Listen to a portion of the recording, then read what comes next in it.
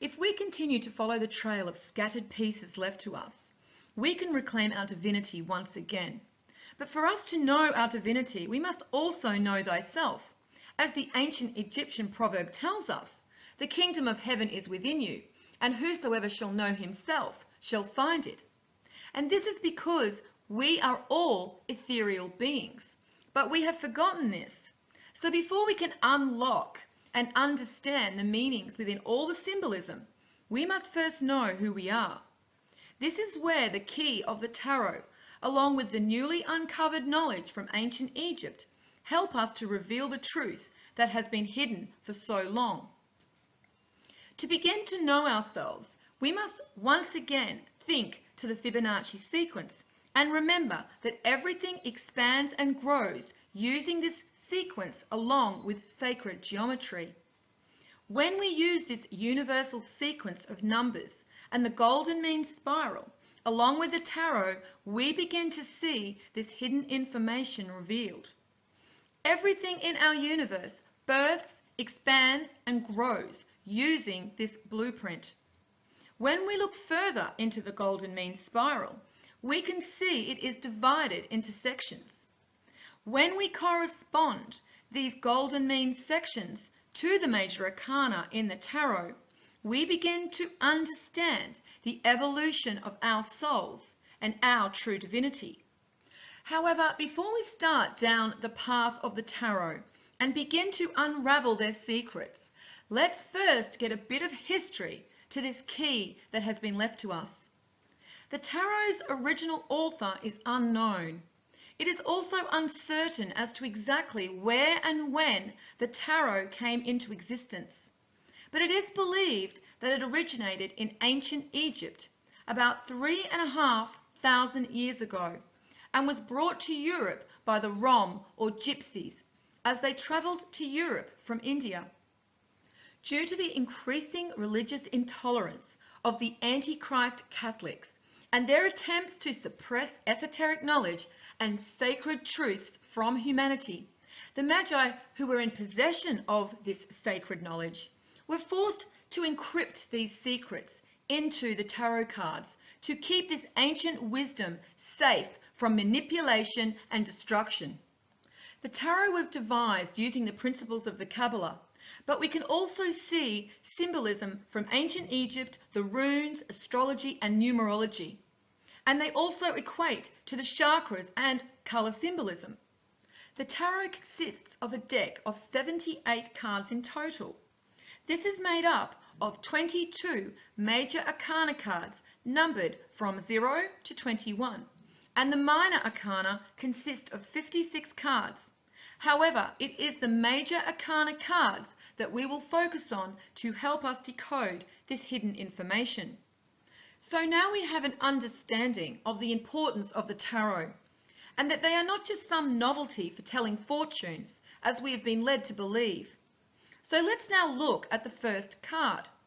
The first card is the 0 card, and not only does the 0 card represent the beginning of the major arcana in the tarot, but it is also the first number of the Fibonacci sequence. This card number 0 equates to the Fool and represents Orion, the location for the God consciousness of our material realm. We can see this also in the Visconti tarot cards that surfaced around the 15th century. On this card, you can see a clear depiction of Orion with his club and feathers in his hair. We see that the Rider-Waite tarot card also shows the Fool with a feather in his cap. And if we look at ancient constellation maps, we see that Orion is depicted with a club and once again feathers in his cap. These feathers, as with the feather that is placed on the scale to be weighed against the heart in the ancient Egyptian weighing of the heart ceremony, are symbolic of the godlight of Orion.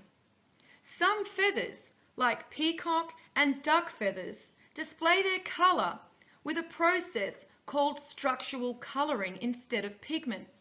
Structural colouring is where the cellular structure of the feather, or as with the shells of scarab beetles, are actually formed in a way where they refract wavelengths of light to create their color. So once again, we see this connection to changing angles of light also contained within this symbolism. This is where the term feather in your cap originates from. This term was used to describe a great achievement or special honor. And of course, for those whose hearts are equal in weight to the feather, that is a great achievement and special honor indeed, for they are rewarded with the highest consciousness in Zep Tepi, or Aru, the field of reeds, as the ancient Egyptians described their Garden of Eden. We must pay attention to some of these old sayings, as they are actually remnants of truths that have managed to survive. Now, when we look to the Kabbalah tree of life, we see that the very top Sephirot is also connected to Orion and the Fool card. This Sephirot is called Kether, which means crown. It is also interpreted as both the topmost and regal crown. Just like the crown chakra, it sits above the head and is not a part of the body. And this is also why it is known as the crown, because a crown is worn above the head. The symbol of the crown is also seen in many alchemical drawings of the male and female twin souls, and is symbolic of the reuniting with God consciousness, and thus being crowned. This is why royalty wears crowns, as they are emanating this crowning of God consciousness. However, they are nothing but mere frauds that took the opportunity to enslave the masses and crown themselves. All of the other Sephirot below the crown are likened to the body, which starts with the head, depicted by Chokmah and Binah, with Daleth symbolic of the third eye chakra directly located in the middle. The third eye is also related to the pineal gland, if we are to take the perspective of this area in the physical and not the ethereal body. Daleth is also called the door, or the door of the tent, and is symbolic for this energy point being the gateway to God consciousness, which is located at the crown.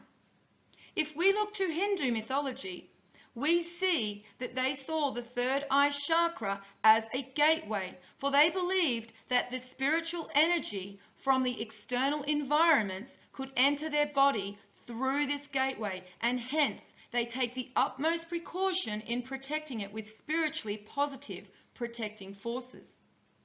From this point in the Kabbalah tree, it descends downwards until it reaches the root chakra that equates to Malkuth. But the symbolism on the Fool card is not only symbolic of Orion, our God consciousness. It is also symbolizing the potential soul before it has been birthed into existence and splits into twin souls of male and female. Once again, if we look to Kether on the Kabbalah tree of life, it represents the primal stirrings of intent in the Ein Sof. Ein Sof in Kabbalah means God prior to his self-manifestation. And this is because God manifests a part of himself within the souls that are birthed onto the material realm. It is also said that Kether is so sublime, it is called in the Zohar the most hidden of all hidden things, and is completely incomprehensible to man. This is once again speaking of God, for what else but God can be so incomprehensible to man? On the card we see the Fool is being depicted in the ethereal, walking towards the cliff's edge in innocence, completely unaware that he is about to be manifest onto the material realm below. In his pack, he is holding the unknown potential of the souls. We see this is also connected to Kether in that it contains all the potential for content, though it contains no content itself, and is therefore called nothing. And we know the number 0 also equates to nothing. The soul's purity is also symbolized by the white flower. At this point, as the number 0 and Kether symbolizes, they are still only just a potential in God's consciousness, for they are not yet manifest. The white sun is symbolic of the galactic core Atum, and the dog is representing Sirius, or Canis Majoris, which is also called the dog star. In ancient times, the season following the star's appearance came to be known as the dog days of summer, and coins retrieved from the island of Chios in the Aegean Sea from the 3rd century BC feature dogs or stars with emanating rays highlighting Sirius's importance. Orion's belt also points to the brightest star in the sky, and that star is Sirius. Orion's belt and Sirius also line up with significant locations of ancient sites around the world. We see this with the Hopi Mesas that lines up with Orion's belt, and then we see Sirius correlating to the Chaco Canyon.